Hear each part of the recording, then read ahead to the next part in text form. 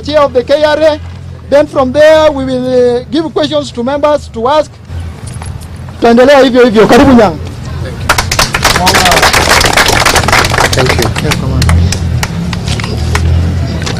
Mr. Speaker, first I want to take this opportunity to thank you very much for giving me this opportunity to address Bunge la Wananchi. Bunge la Wananchi, oye! I hope I have not breached any standing orders of this Bunge la Wananchi. I must admit that today is my first time to stand here. So many years back I used to pass through Jeevanjee Garden, but this is the first time that I'm addressing fellow Kenyans at this venue. We are here with me is the chairman of Kenya Revenue Authority, the Honorable Nderitu Mureithi, who is also the immediate former governor for Laikipia County, who is also my friend. We worked with him in Azimio Economic Council. He was my chairman in Azimio Economic Council, where we were 4 of us. So we are people who have worked previously. So I know this is lunchtime and you have sacrificed to be here to engage in this discussion. And I want to straight away take this opportunity to take about not more than 10 minutes, Mr. Speaker, if you allow me, to give synopsis and general overview why we are here. And then I will also invite my colleague, whom I'm sure will take slightly less than the time I will take. Then after that, we'll open it up for questions. Why I say that, actually we came to listen more than to talk. And I want to start away by saying that the positions that we hold are delegated positions. We are here courtesy of the people of Kenya. We have been given delegated authority. If it were possible, all Kenyans would be at the National Treasury signing documents and approving budgets or preparing budgets. But because it is not possible, a few of us would be privileged enough, courtesy of the people of Kenya, to sit in those offices. When we sit in those offices, therefore, duty calls on us to be accountable to the people of Kenya. Remember last year we went through in this country something we have never experienced before. We almost had a civil unrest in this country. Why?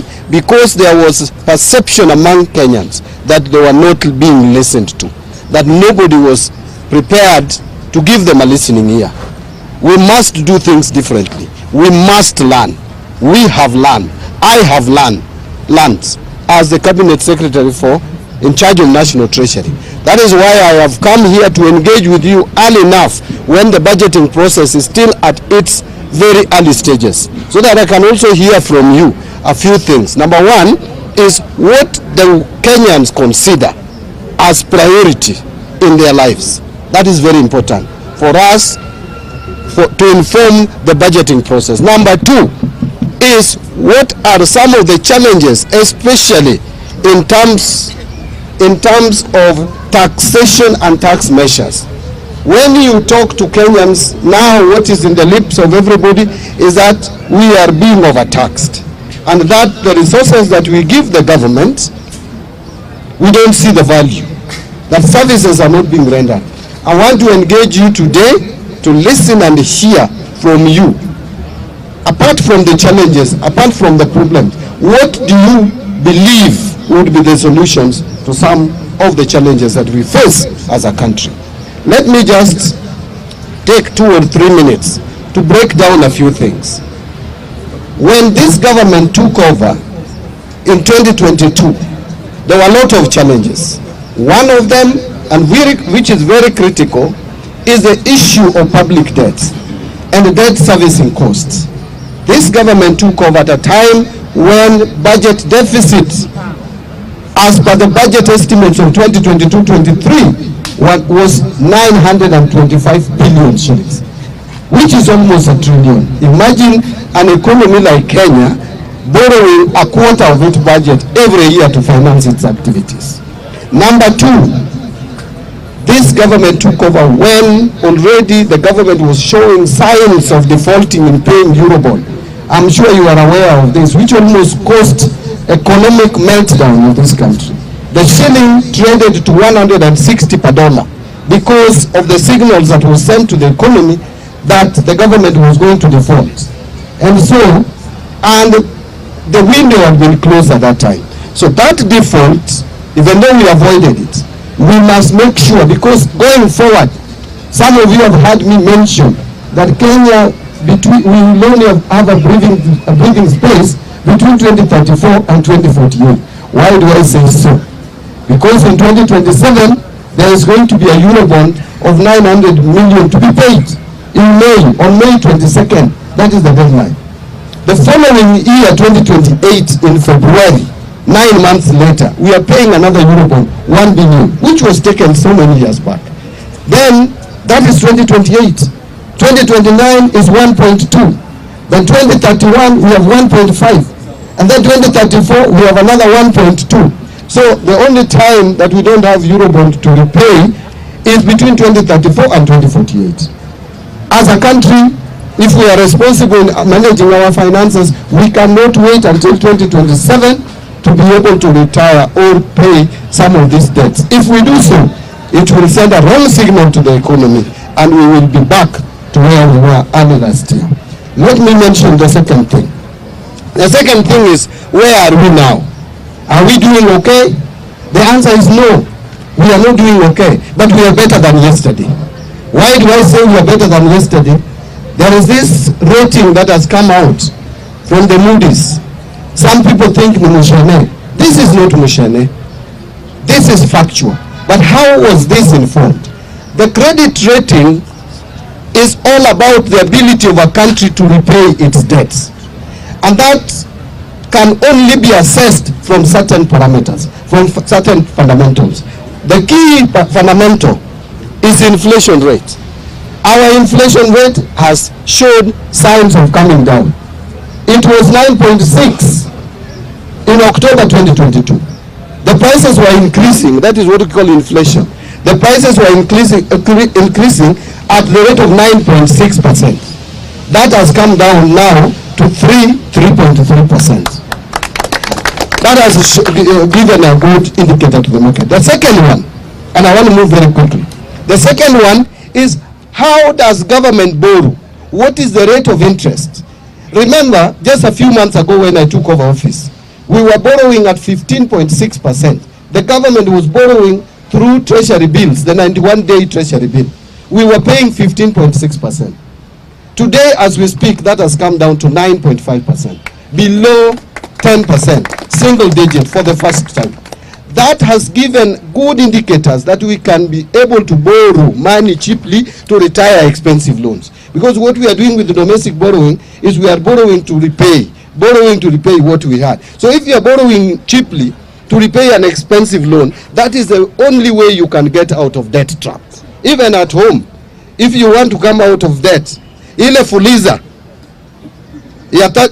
tuanze na Shylock kabla tujaenda fuliza. If you have a Shylock of 30%, you go for fuliza, isn't it? Say fuliza charges you 12%. If you find a friend who can give you the same amount and you only pay 5%, you will borrow that and pay fuliza. That is how domestic borrowing works. Finally, is the issue of foreign exchange. For us to pay loan, external loan, we must pay it in dollars and other hard currencies. So a country must demonstrate that they have enough reserves to pay any loan should it fall due. Now, Kenya for a long time has had only 2 billion, 3 billion US dollars. 2 billion, 3 billion, which is just 1 month cover of imports. Because for us to buy imports, we must pay in hard currency.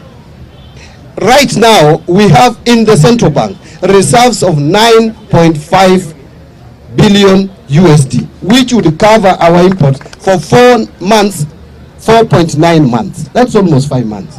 Now, as I conclude, someone will ask, Mbadi, you are telling us all this. The shilling is stable, yes. All these things you are telling us. Moody has rated you positively. Where is money in my pocket? Yes. I know that was going to come here. to come up here. Mr. Speaker, if I still have a few minutes, No.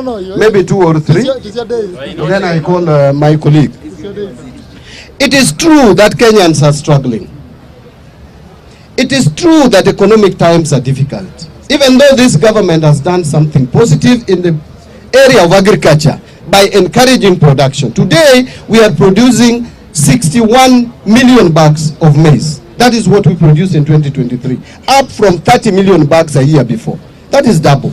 And we are projecting maize production to be at 74 million bags. That is what would satisfy the population of this country. But even with all that, Kenyans are still feeling they don't have money in their pockets.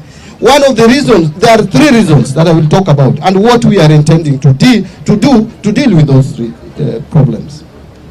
Problem number 1 is the simple reason that because banks have not been able to give money to the private sector cheaply, private sector has not been borrowing money from the banks to expand their businesses, to create job opportunities. So many of our youth, that is why we have now today 3.4 million Kenyans who are supposed to be working are not working. This is because businesses are not expanding. The government has been borrowing money expensively, and therefore banks also loan money to private sector even more expensively. You have started seeing banks lowering interest rates because of the deliberate efforts taken by government to reduce government borrowing and reduce interest rates so that private sector can borrow money, create job opportunities for many of you. You see, you may be earning the same salary, 100,000. But if your sister is unemployed, your brother is unemployed, they will all depend on your 100 shilling. You will not see money in your pocket. The money may not have disappeared from your pocket. It's still there. It is still the same 100. But the mouth it is feeding is a lot. Therefore, we must make sure that we create space for employment for more people so that we have more income. Number 2 is the issue of salaries. We brought SHA, we brought housing levy. Is that not correct? It shrunk your pay slips. But there are efforts that we are making to make sure that you don't earn too low before the introduction of SHA and before the introduction of housing levy. Today, when I appeared before national television, I said with the amendments that we did in December, which some people were opposing, it has provided some relief, maybe not 100%, but we have moved towards reducing the burden, the tax burden on your pay slip. So when you are told that there is no effort, it is not true. How I wish some of you could just take a calculator and calculate if you are earning 100,000 shillings. Before the amendments that we brought to Parliament, that 100,000 shillings, 4.25% was going to SHA and housing levy, which is 4,250. Now, with the amendments, that amount, the whole of it is not going to government. Because even if you earned that money, 30% was going to be taxed anyway. Today we are saying, if you contribute to SHA and you contribute to housing, the 4,250, it gives you tax relief of 30%. So what you are actually effectively paying is 70% of 4,250, which is 2,975. Now before SHA, there was NHIF, and you were paying 1,700 if you are earning 100,000. So if you remove that from 2,975, you remove 1,700, you remain with 1,275. So someone who is earning 100,000, the only amount you are losing now, which you are not losing before this administration came to power, is 1,275. I am not saying that that is not money. It is. But it is not as big as some people are trying to portray. Because of the amendments we brought, we also brought amendments that if now you retire or you are laid off and you are given your gratuity, it should not be taxed. Now you take your money and go home. Pension is now not taxable. Even if you retire, so long as you retire procedurally, money that you contribute to the health insurance scheme, post-retirement scheme, is also now giving you relief. So there are so many things we are trying to do, and we will do more. Finally, the other reason why Kenyans are complaining is because you supply goods to government and they are not paid. What is called the pending bills. We subjected the pending bills, and this is not the first time we have subjected pending bills in this country, to a committee. We have always created committees. For me and the government, we have decided that this time we are going to act on the pending bills that will be certified by that pending bills committee. The total amount that went to the pending bills committee was 663 billion shillings. They have already analyzed 474 billion shillings worth of bills.